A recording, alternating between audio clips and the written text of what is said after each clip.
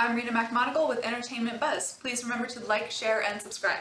Today I'm in the studio with Brittany and Opal, who are Mason Justice. Welcome. Hi, thank you. Thank you for having us. So to start out with, can you tell me a little bit about what got you started in music? You want to start? I'll go first, sure. I think we're both similar in that we both grew up singing in church. My mom pushed me to get up and sing some solos by myself, to sing in the choir. I started piano when I was about 7 or 8 years old, and then guitar, and always wanted to be in a band, always wanted to move to Nashville. So eventually I did, and I did the solo thing for several years, and it just never felt right. Always wanted to be in a band, and then I met her, and it was like, okay, this is the music project that I'm supposed to be a part of. Same, grew up in church. I was the youngest of four. I was learning alto harmony at 3 years old. I sang with my older sister, my older brothers. My mom played piano. Sang in school choir. Started dating a guy that I eventually married that wasn't a good situation, so I kind of got off track with music. Eventually didn't think I could sing, and then I met my second husband, Chris, who discovered by accident that I could, started pushing me to sing more. He would put me on the spot in front of people, which kind of helped drag me out of my shell, so to speak. And then he introduced me to karaoke. I know this sounds a little cliche for some people, but it actually helped to kind of build my confidence. And then we saw Johnny Paycheck play once in our hometown, and when the band went on break, we went outside to talk to his guitar player, who gave me the best piece of advice anyone could, that said, if you want it bad enough, you have to go to Nashville. Nashville's never going to come to you. So we packed up the kids and we drove down to Nashville, found a place to live, and 23 years later, here we are. Tried the solo thing again myself, and it just never worked out. And I always say that things happen for a reason. Everything happens for a reason.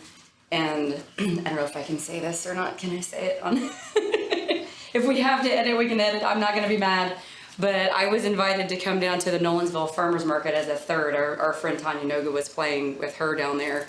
And about the third time we played, Chris actually came down to see us play, and he was listening to us sing together, and he heard our harmonies. So he was like, he had this revelation, like, they sound really good together. So as we're wrapping up and we're carrying things out, he helped Brittany carry her gear out to her car. And I say this with love and affection, it takes a man with very large testicles to be married to a Leo and approach another woman about singing music with his wife before he talks to his wife. So that's what happened. So she said, I've always wanted to be in a band, and he talked to me on the way home about it. So I let it sit for a couple of days, and I texted her and I said, do you want to meet and talk about doing this? And she said yes. So I was like, hell yeah. September 9th, 2016, we officially became a duo. So Awesome. yeah. What was your first performance together like? As officially as Mason Justice? Actually, Jolly Ollie's. Yeah, Jolly Ollie's. In Hendersonville, That's where it Tennessee. was. Yeah. We actually packed the room upstairs. We were pleasantly surprised. We were so happy. There were a couple little hiccups, but I mean, for the most part, it went pretty well. And we discovered very quickly that everybody in the room likes like a plethora of different music, like different genres, different artists and stuff. So that's what we've been doing since that performance. We've been mixing it up really Something good. for everybody. Yes. So what artists are you really influenced by? You go ahead and take that one first. I think we have a few of the same, but Yeah. probably my biggest influence is Fleetwood Mac, Stevie Nicks. Yeah. Yeah, it's funny.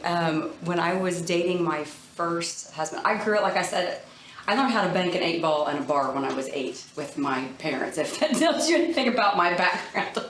So I grew up on like Dolly Parton and Kenny Rogers and all those guys. So I went through spells where I didn't really like country music, and then I would come back and fall in love with it. But when I was dating my first husband, I was at his father's house, and Crazy by Patsy Cline came over the radio, and Chris's ex-wife happened to be there. So I didn't realize that that's who she had been married to before. And I thought, oh my God, I love this song. I'd never heard it before.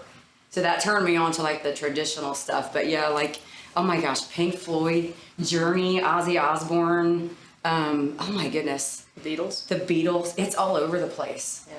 So I think that's why like we mesh so well together, because we have a lot of the same influences. And when we write music, we pull a lot of that influence in, not even intentionally, I don't think. Well, and our hometowns were 45 minutes from each other in Ohio, Yeah. but we didn't meet until we moved to Nashville.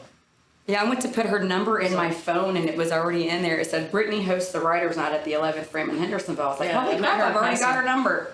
I met her in passing years prior. Yeah. You just never know. Yeah, No. that's wild. So you mentioned you write your own music. Your process in writing, do you find that the lyrics come first or the music? You want to take that one first?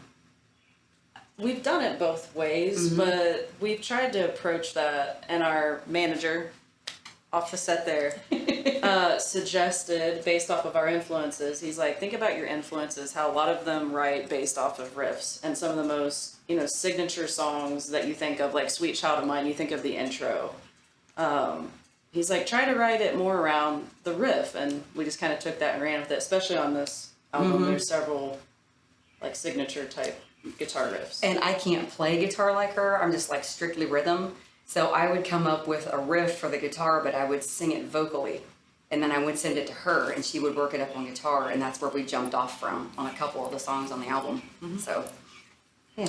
So are you talking about the album that's just about to come out? Yeah, well,